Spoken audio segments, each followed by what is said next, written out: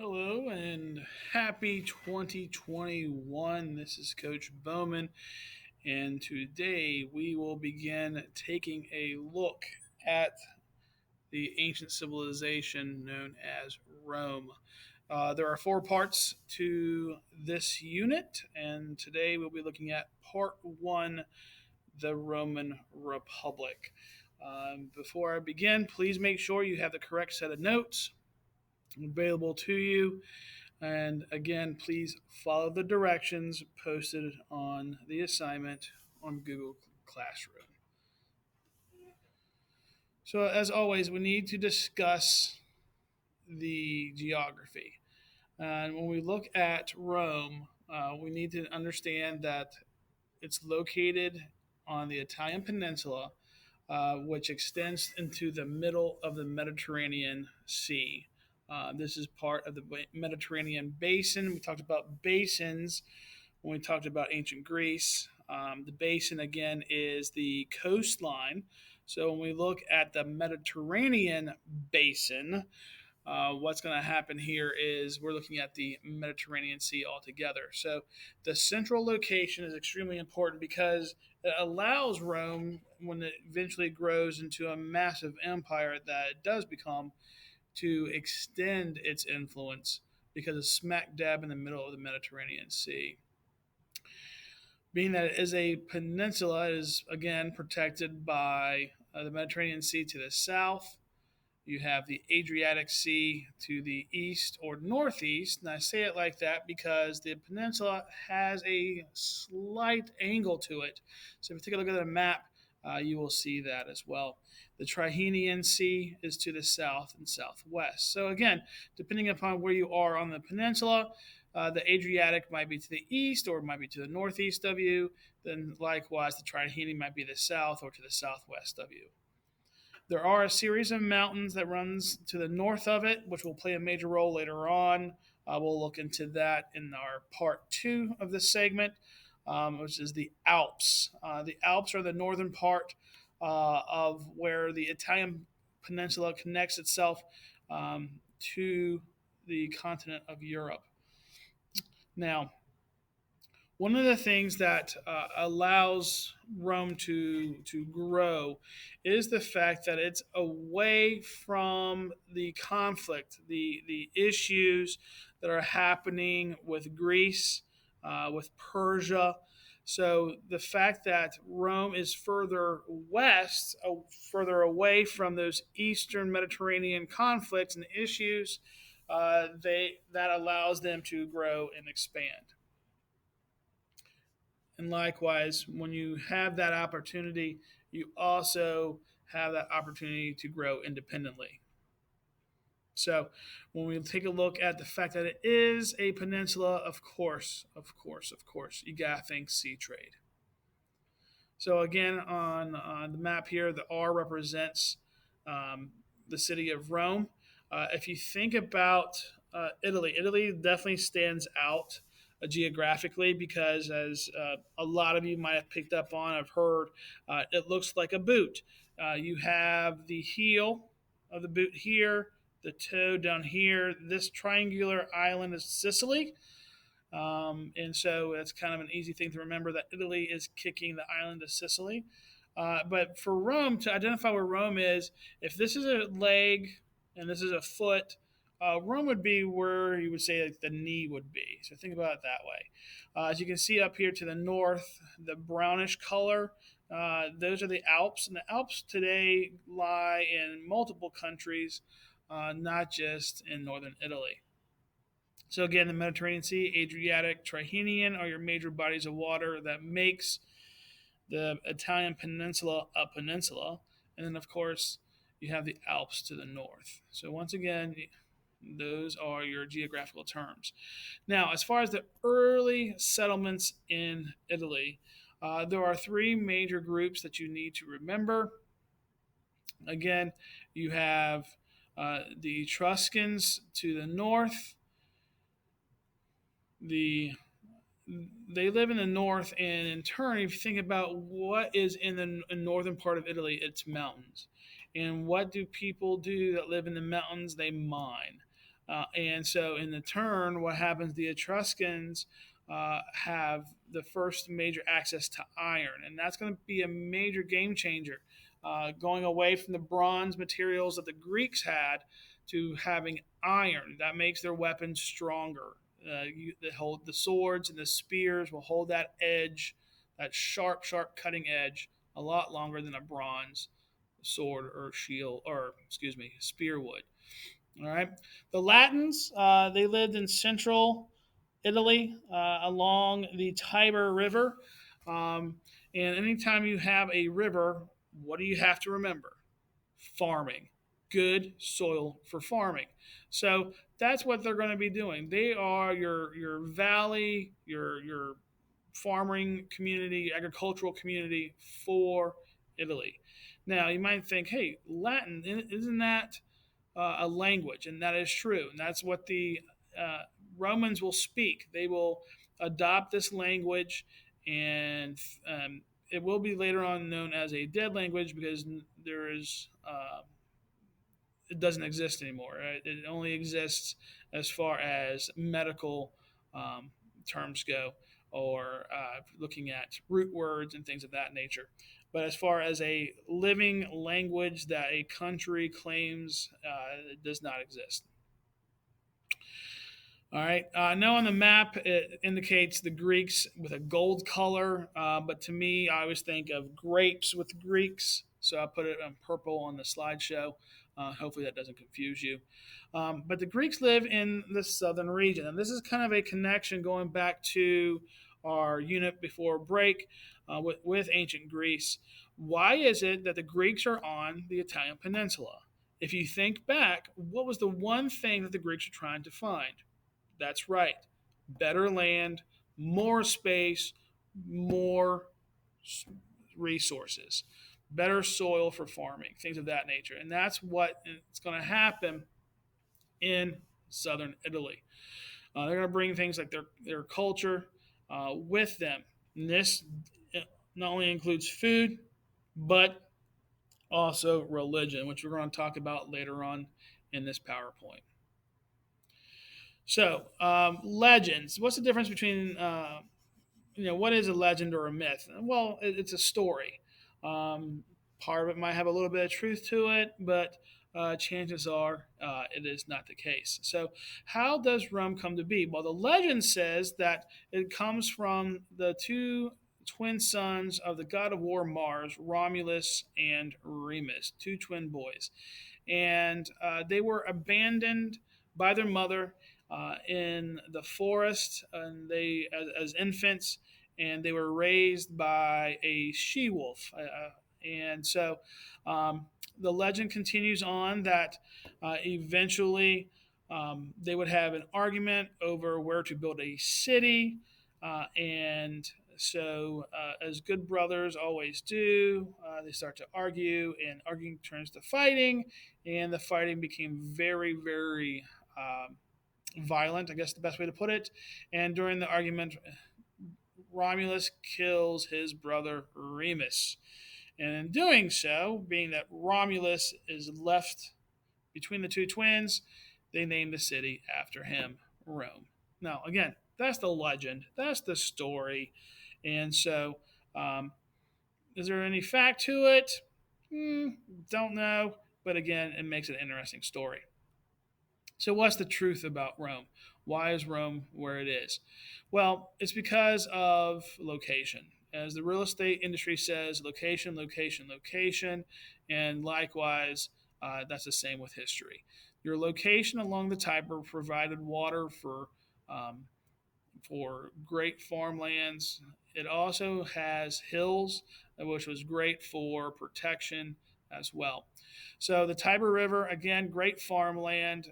It would actually allow the Romans to trade in the make the connection to the Mediterranean Sea. Again, the hills around them were protection. I call them watchtowers, if you will. The higher elevation allows you to see further away.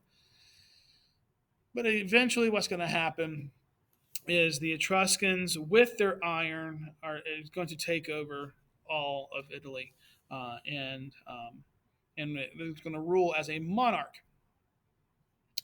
However, the Latins and the Greeks ganged up against the Etruscans and overthrew them and began what is known as a republic, the Roman Republic. And what is a republic? It is a nation where supreme power rests with the citizens to elect a leader. And if you go through the Pledge of Allegiance, we are a republic as well. Um, Little side note, if any of you are Star Wars fans, George Lucas did a lot. If you think about the films, the Star Wars industry itself, the storylines, you have a lot of parallels between ancient Rome as well as the Star Wars movies. Think about how he starts off as the Republic and then eventually becomes the Empire, and how you have an emperor, and how the stormtroopers will march is exactly the same way as the Roman legionnaires would back in the day. So it's one of the favorite topics of students is Roman mythology, and you're going to notice that there was a lot of very similar information in this section that you saw with the Greek mythology.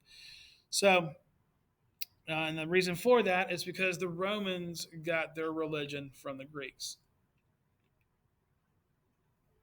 So, since the Greeks were polytheistic, so were the Romans. And again, it's important to the Roman culture, the Roman politics, and as well as we see this in art. It will also have a huge influence with symbols, metaphors, words, idolized images as well. And like the Greeks, it helped to explain natural phenomena, human qualities, and life events. It just kind of explains why things were. Again, very to us today in modern times is very far fetched, very uh, out there with some of the stories. But to the ancient Greeks, it was real. To the ancient Romans, it was real, and so these myths and stories um, were to, what we think of as myths and stories was reality to the ancient Greeks and the ancient Romans. And so some of these things we can see today in literature, we see it in artwork as well as architecture. So we're going to kind of walk through a few. Jupiter, which is the king of the gods and goddesses for Rome. He is likewise, just like Zeus, god of the sky and thunder. So, as is another thing I want to point out to you is the Roman gods. Uh, Even though the names are very different than the Greeks, what they ruled, what they had domain over, um, is the same. And likewise, it's Jupiter's animal is an eagle. And as I said, this is the Roman version of Zeus. So Juno, if you think about the name Juno, is where we get the month June from. We get that a lot of our months from the Roman culture. She is the queen of the Roman gods and goddesses.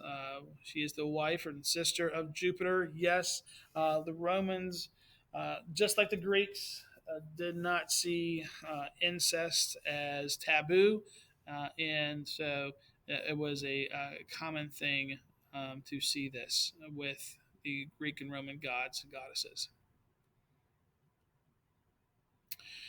Just like her Greek counterpart Hera, Juno was the protector of women. And so, um, a lot of women would pray to her, sacrifice, make sacrifices in her name to honor her, and wish and hope for her blessings. This is the one that you need to make sure you pay attention to, Apollo.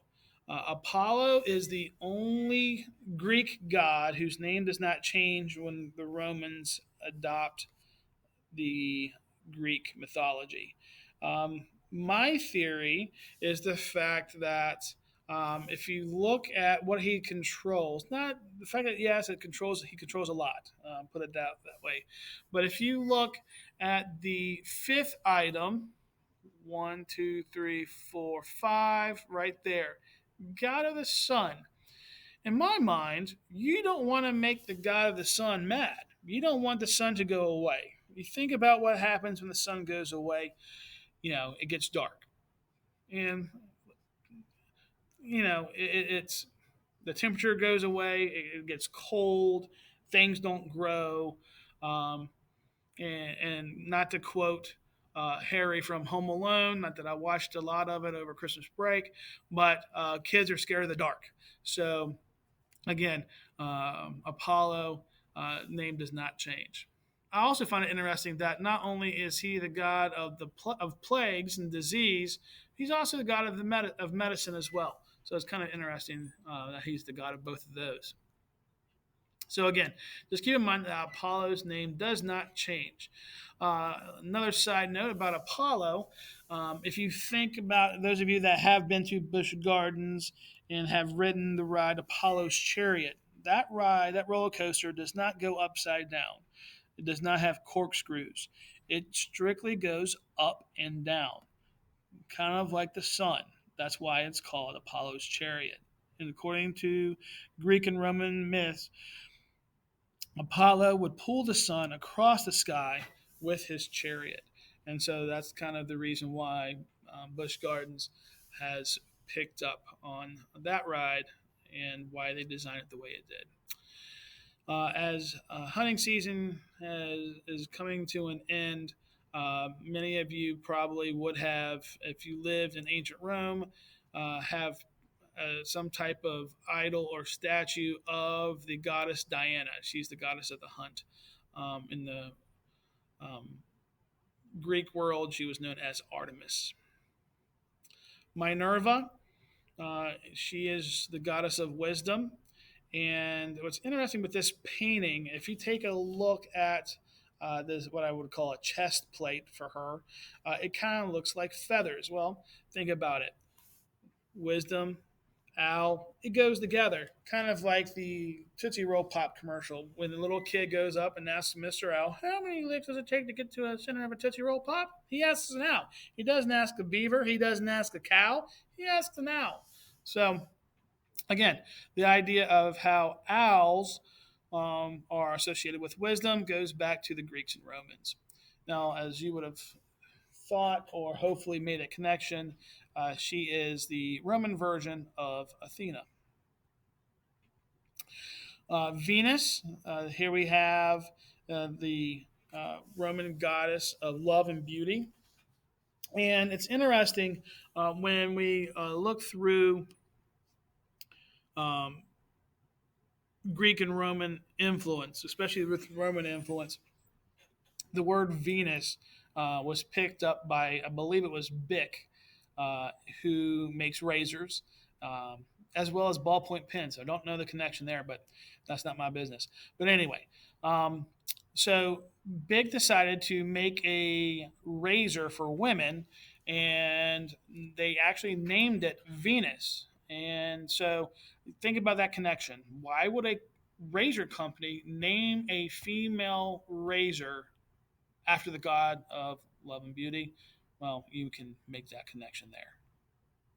So, she is the Roman version of Aphrodite. Some of you might have recognized this statue. This statue is down at Virginia Beach.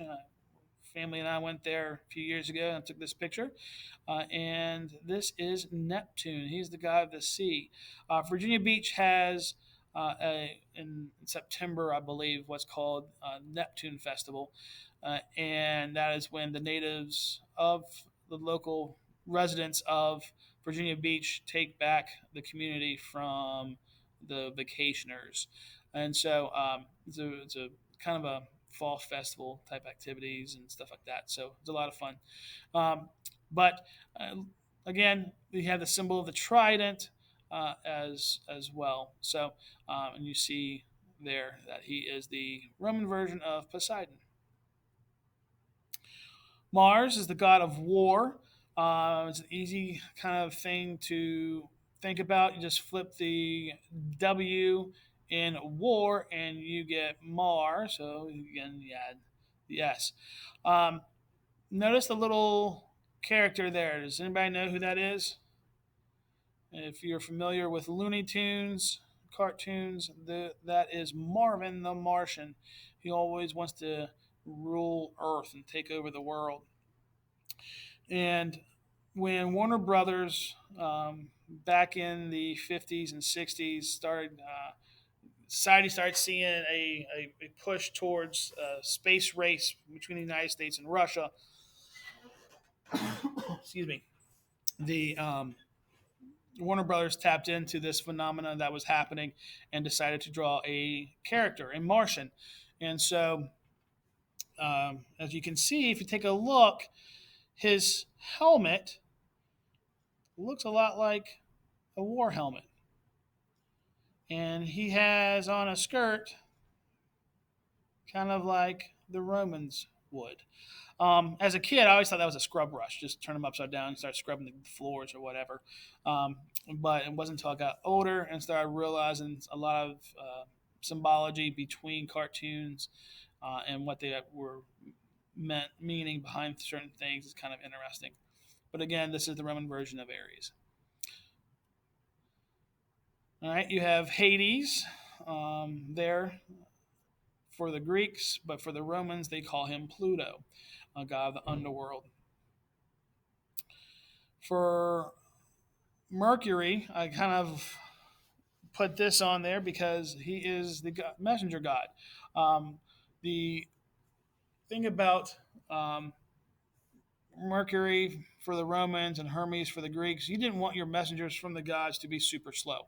So Mercury is known as being fast. If you think about it, you've got a car line named after that, the Mercury series. You have my little cartoon there. Anybody recognize what that little cartoon is advertisement for? You might see it in his hand. Yes, Red Bull. Red Bull gives you what? It gives you wings. And you'll see here that you have wings on his helmet too. Another character I could have put up there, very similar to Mercury, is the original Flash. I know here recently, more modern sketches and shows about the Flash, the DC comic hero, has a lightning bolt coming out of his helmet, but the original Flash actually had wings on his helmet like Mercury. So I put this in here, and I want you to think about this one.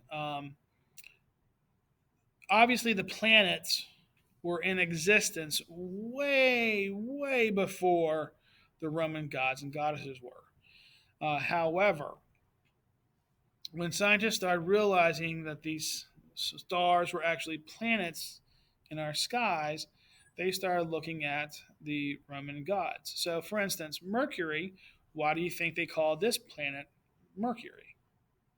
Or keep in mind what we just got done talking about. Mercury was fast. So the planet has a very fast orbit around the sun. Thus, the reason why it's called Mercury. All right, skip over a few. Venus, yes. I'm not sure exactly why that would be called that planet, but not my time to question that. But Mars, if you know what the nickname of the planet is, it is the red planet.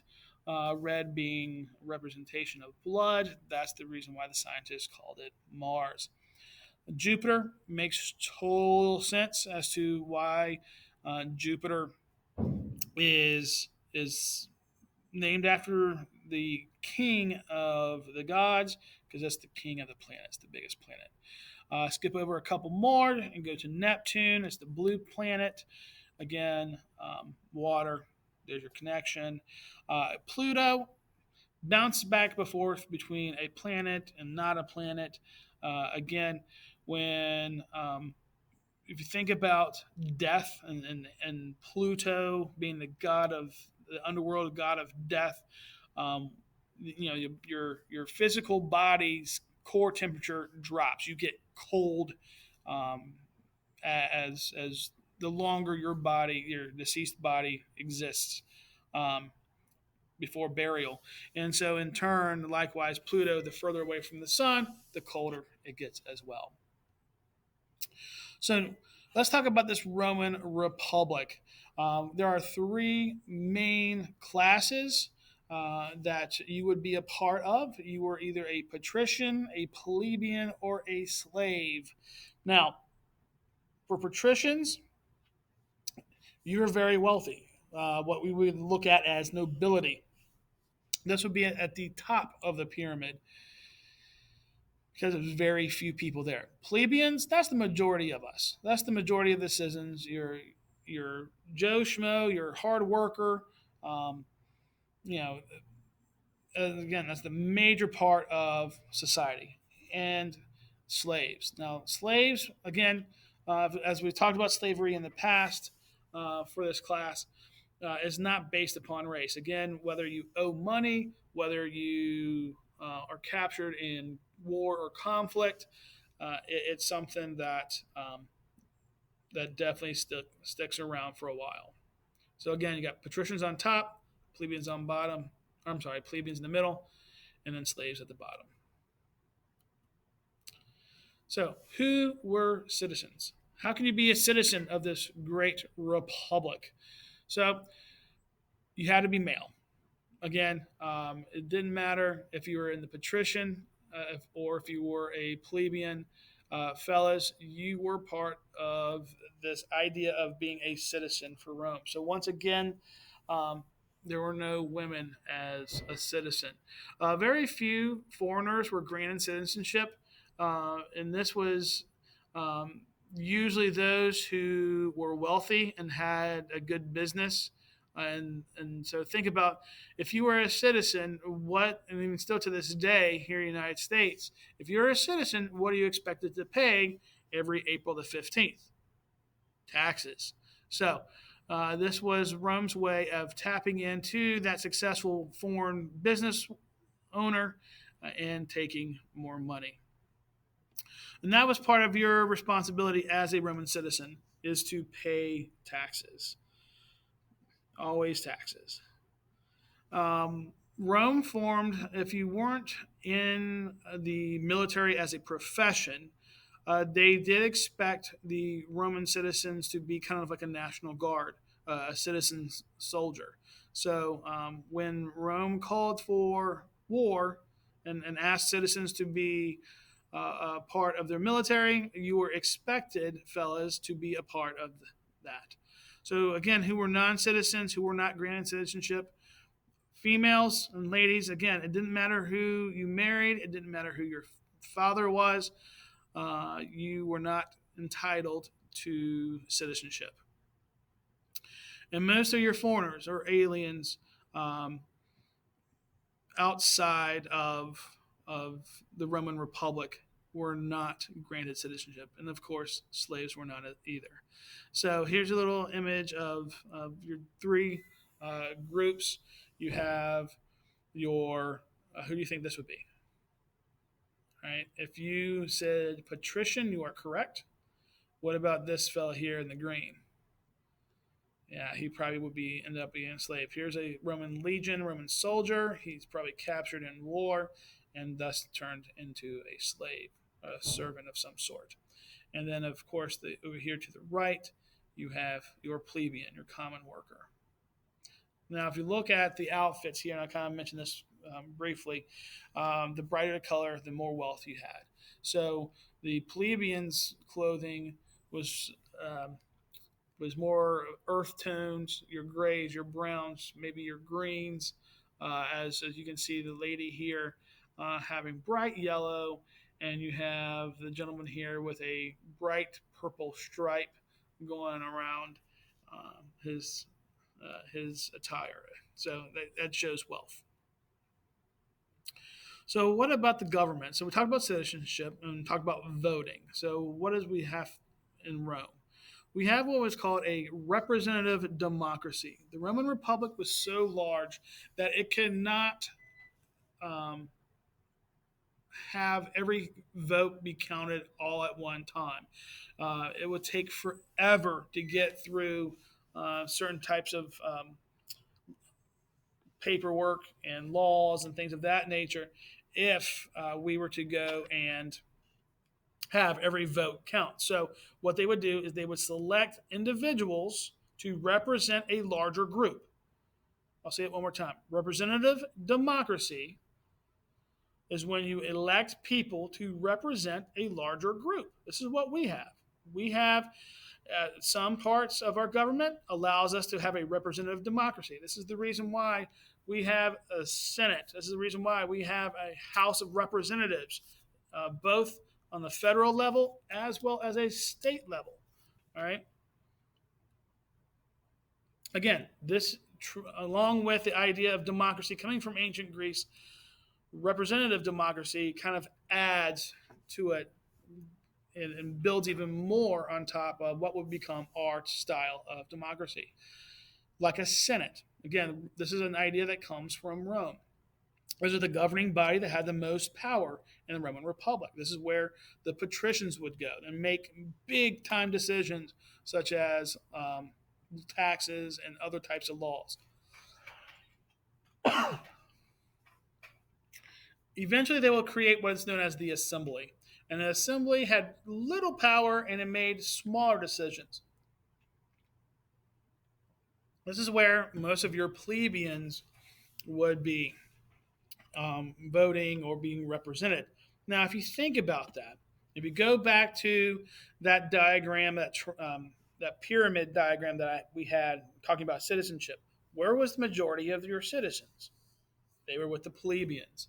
So it doesn't make sense. It's not very fair, is it, that a small, rich group made the big decisions and didn't really take into account the majority of the citizens of the republic.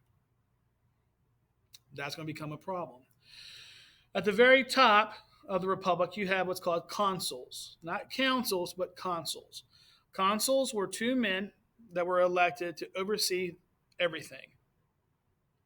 And at this point, this is where we get the veto, the idea of canceling something. So one consul would have more of the military decisions, whereas the other would have more of the economic and other decisions of sorts. And both men would have to agree for something to be passed. So one could veto the other, and so on and so forth. So here's a nice little diagram for you. Eventually, what's going to happen is the plebeians are going to realize that it's not very fair to have a Senate dominated by patricians. And so eventually, we're going to have a group of people called the tribunes come in to help balance out this power. And eventually, you will have one plebeian and one patrician as councils. So, as I mentioned, this is a major problem with the republic's government, and in turn, it's going to cause a lot of problems, a lot of civil unrest, and so eventually, tribunes again were people who represented the plebeians were allowed to be a part of the Senate. Now, still, if you were only 10 seats out of 300 seats, that's still not a very fair share, in my opinion, but. Again, it's history, literally, so we're moving on. One major issue that the plebeians brought to the attention of the Senate was the fact that the laws throughout the Republic were never written down. And so people were being arrested, people were being accused of certain things that they didn't even realize that they were breaking the law. And in turn, what happens is eventually these laws are written down and become known as the 12 tables. The diagram that you see there on the right, or the little sketch or drawing on the right, you have the 12 tables.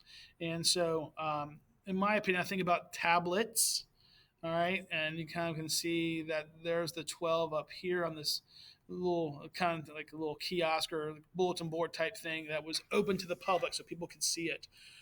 And so it's one of those things that this becomes a huge game changer. So you do start to see protection under the law. And this brings up a famous quote that we might have heard of before: innocent till proven guilty. And so this concept comes from the Roman Republic that we still use to this very day. And that will conclude part one. Our part two, we will look at the rise and fall of the Roman Empire. Thank you for tuning in. Hopefully, you have your notes completed. Have a wonderful day. Stay safe. And until next time.